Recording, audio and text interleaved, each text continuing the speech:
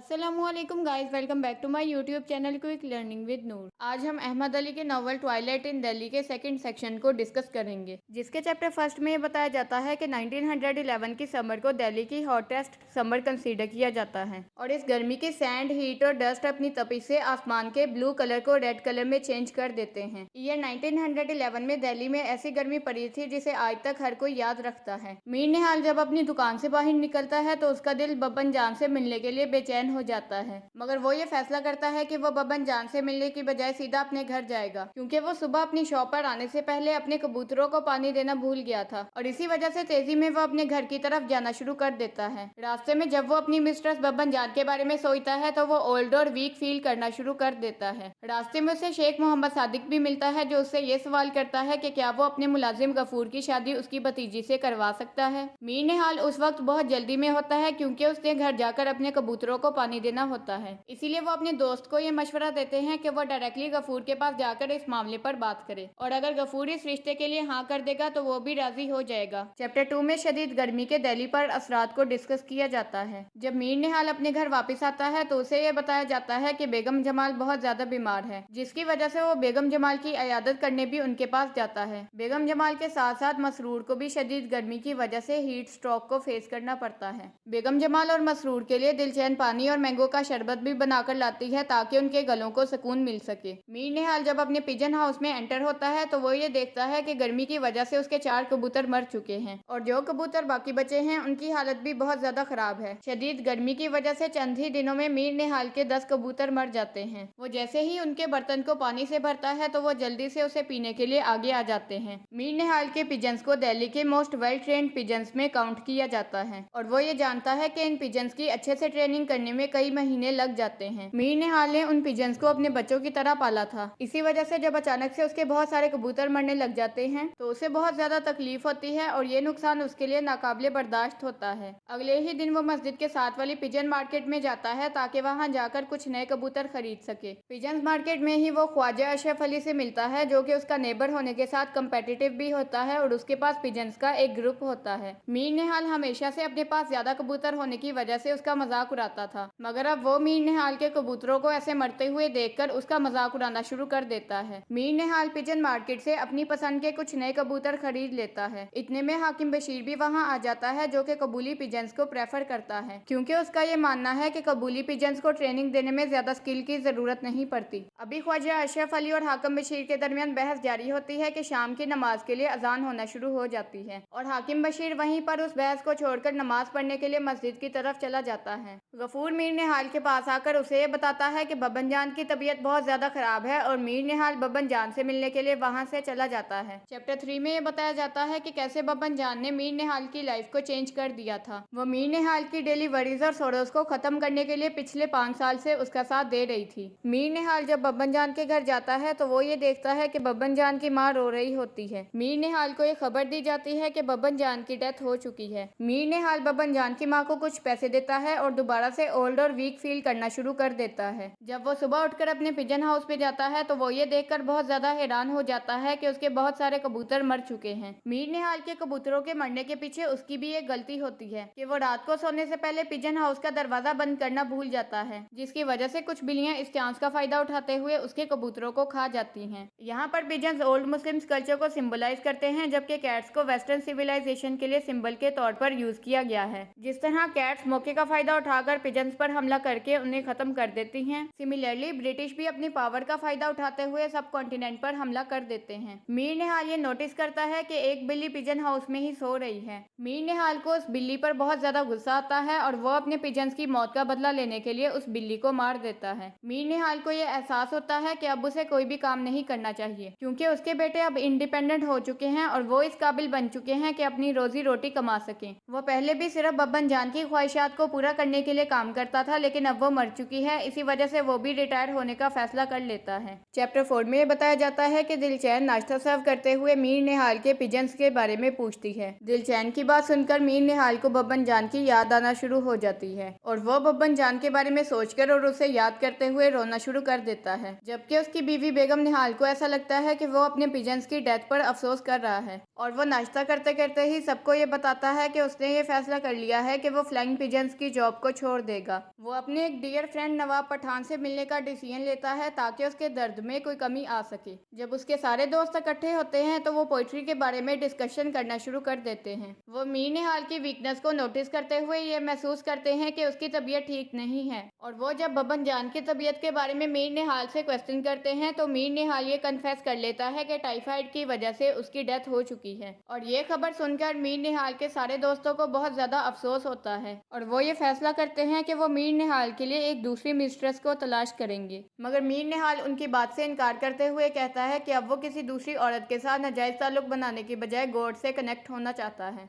नमाज अदा करने के बाद नवाब पठान मीर निहाल से असगर की शादी के बारे में पूछना शुरू कर देते हैं और इस सवाल को सुनकर मीर निहाल इस सोच में पड़ जाता है कि अगर वो अपने बेटे की शादी के लिए राजी नहीं होगा तो वो अपने बेटे को खो देगा। इसी वजह से उसे अपनी जिंदगी के बाकी बचे हुए दिनों को अपने बेटे के साथ बगैर किसी वजह से लड़ने की बजाय सुकून से गुजारना चाहिए। मीर निहाल को यह भी मालूम होता है कि उसकी बीवी बेगम निहाल बगैर उसकी इजाजत के असगर की शादी की तैयारियां कर रही है। वो नवाब पठान के सामने अपनी इज्जत को बरकरार रखते हुए अजीब सा जवाब देता है ताकि नवाब पठान को सच्चाई का ना पता चल सके और ना ही वो कोई और सवाल पूछ सके। मीर निहाल घर जाकर अपनी वाइफ बेगम निहाल को ये कहता है कि वो असगर की बिल्किस के साथ शादी करवाने के लिए तैयार है। चैप्टर 5 में ये बताया जाता है कि मीर निहाल रिटायरमेंट के बाद अपनी ओल्ड हॉबीज को अडॉप्ट कर लेता है जिसमें एल्कमी और मेडिसिन शामिल हैं। मीर निहाल का एक पुराना दोस्त मीर सांघी अपने साथ मौलवी दुल्हन को लेकर आता है। Maulvi Dulhan is a mystic who has dedicated his life to God and he has come to see Mir Nihal. Maulvi Dulhan वो मिस्टिक है जिसने अपनी जिंदगी को खुदा की राह में वक्फ कर दिया है और वो यहाँ पर मीर निहाल से मिलने आया है। मौलवी दुल्हन मीर निहाल को ये बताता है कि कैसे उसने एल्कमी करते हुए गोल्ड को हासिल करने के लिए एक फकीर के पीछे लगकर स्ट्रगल की थी। और फिर मीर निहाल भी मौलवी दुल्हन को अपने अंकल की स्टोरी सुनाता है जिसने एल्कमी करते हुए गोल्ड को हासिल करने के लिए सख्त मेहनत की थी। और मीर निहाल ये भी बताता है कि जब उसका अंकल गोल्ड मेकिंग प्रोसेस कर रहा होता है तब मीर निहाल उस प्रोसेस के कंप्लीट होने से पहले ही वहाँ से चला जाता है। मीर निहाल का एक दोस्त जिसकी सुर्ख रंग की दाढ़ी थी वो मीर निहाल से कहता है कि उसने अपनी लाइफ में सबसे बड़ी गलती ये की है कि वो उस प्रोसेस के कंप्लीट होने से पहले ही वहाँ से चला आया। कंबल शाह भी मीर निहाल से मिलने आता है जो कि एल्कमी के राज से अच्छी तरह वाकिफ है, मगर फिर भी वो इस राज को किसी के सामने भी जाहिर नहीं करता क्योंकि वो ये जानता है कि अगर एल्कमी के राज इंसानों को मालूम हो जाए तो वो खुदा से दूर हो जाएंगे। इसीलिए वो उन सबको ये मशवरा देता है कि चीजें जैसी हैं उन्हें वैसे ही एक्सेप्ट कर लें। मीर निहाल ये सोचता है कि शायद कंबल शाह की बात दुरुस्त है, मगर फिर भी वो ये उम्मीद रखता है कि वो एक दिन एल्कमी के राज को मालूम कर लेगा। इस इंसिडेंट के थ्रू अहमद अली ये मैसेज प्रेजेंट करते हैं कि कैसे इस दुनिया में हर इंसान को जीने के लिए एक इरेशनल होप की जरूरत होती है। Irrational is neither logical nor reasonable. Chapter 6 में ये बताया जाता है कि रमजान का महीना शुरू हो चुका है और सब कॉन्टिनेंट में रहने वाले सारे मुस्लिम्स अपने ओल्ड रिचुअल्स को फॉलो करना शुरू कर देते हैं। वो सुबह सवेरे उठकर फजर की नमाज से पहले सहरी खाते हैं और सारा दिन रोजा रखते हैं। इसके अलावा वो असर की नमाज अदा करने के बाद भीख मांगने वालों को भी कुछ खाना देते हैं ताकि वो भी अफ्तारी कर सकें। ऐसे ही दो फकीरों का नाम आयरन शाह और शाह मकबूल है। आयरन शाह को ये नाम इस वजह से दिया गया है क्योंकि वो अपनी गर्दन के इर्द गिर्द आयरन की बनी हुई हैवी चेन्स को पहनता है, जबकि शाह मकबूल सिर्फ रमजान के महीने में भीख मांगता है। असगर की बिल्किस के साथ दिसंबर में शादी होने वाली है। रमजान के खत्म होने पर और ईद होने से बिल्कुल पहले बेगम वहीद और असगर घर वापस आ जाते हैं। असगर अपने फादर मीर निहाल को वो 1000 रुपए देता है जो कि उसने जमा किए होते हैं और इस बात पर मीर निहाल उसकी पुरानी गलतियों को माफ कर देता है। हबीबुद्दीन मीर निहाल का बड़ा बेटा और असगर का बड़ा भाई होता है और वो भी ईद मनाने के लिए अपनी फैमिली के पास आया होता है। उसे सैयद फैमिली का फेवरेट सन कंसीडर किया जाता है क्योंकि वो खुश मिजाज है और सारी फैमिली में सबसे अच्छी नेचर उसकी है। मीर निहाल अपने घर के सारे मर्दों के साथ ईद की नमाज अदा करने के लिए मस्जिद में जाता है। हबीबुद्दीन मसरूर के लिए कुछ पतंग भी खरीदता है जिन्हें उड़ाने में असगर उसकी मदद करता है। वो आइसक्रीम बेचने वाले से आइसक्रीम भी खरीदते हैं जिसे सब मिलजुल कर खाते हैं। सितंबर के महीने में औरतें रात के वक्त इकट्ठी बैठकर बातें करती हैं और उनके घरों से थोड़ा सा दूर फकीरों को गाना गाते हुए भी सुना जा सकता है। बहादुर शाह भी दूसरे फकीरों की तरह एक फकीर है जो कि मुगल बादशाह की पोम्स को गाता है और लोगों को ऐसा महसूस होता है कि उसकी आवाज में बहुत ज्यादा तकलीफ और दर्द छुपा हुआ है क्योंकि उसके लफ्ज उस वक्त को बयान करते हैं जब इंडिया पर ब्रिटिश की कॉलोनाइजेशन कायम नहीं हुई थी और ब्रिटिश की कामयाबी के बाद उन्होंने इंडिया में रहने वालों को अपना स्लेव बना लिया था और उनकी दर्द भरी आवाज इंडियंस की उस तकलीफ को रिप्रेजेंट करती है जिसे उन्होंने स्लेवरी करते हुए फेस किया था।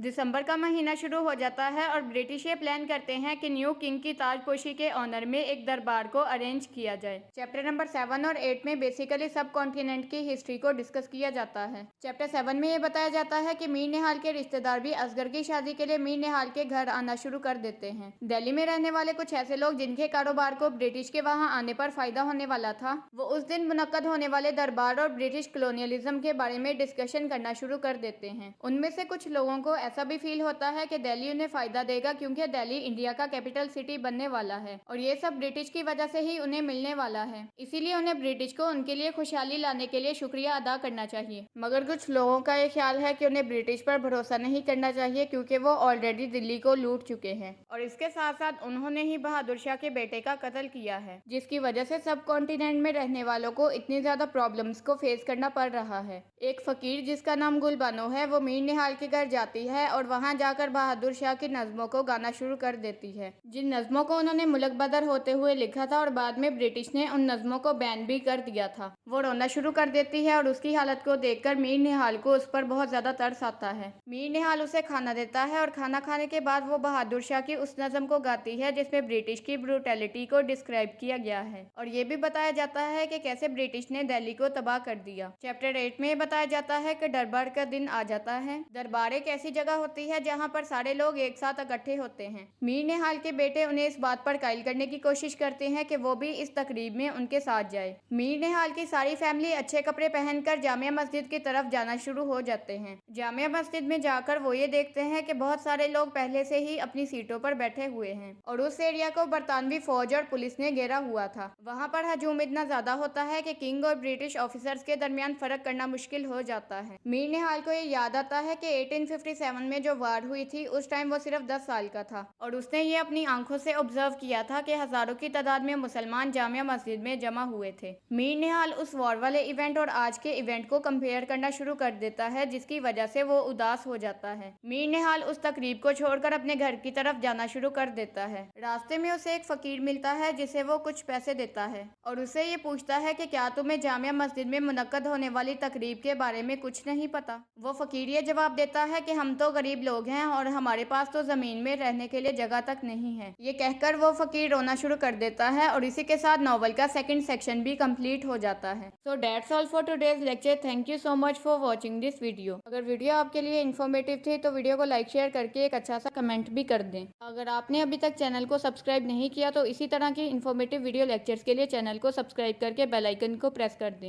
एक्स्ट्रा इन्फॉर्मेशन के लिए आप मेरी फेसबुक आईडी को भी फॉलो कर सकते हैं। न्यू टॉपिक्स की सजेशन भी आप नीचे कमेंट सेक्शन या कम्युनिटी टैब में दे सकते हैं। तो अपना बहुत ज़्यादा ख्याल रखिएगा, मुझे अपनी दुआओं में याद रखिएगा। इंशाल्लाह we will meet in the upcoming video lecture. Take great care of your self and your family. Allah ताला आप सबका हामी और नासिर हो। अल्लाह हाफिज़।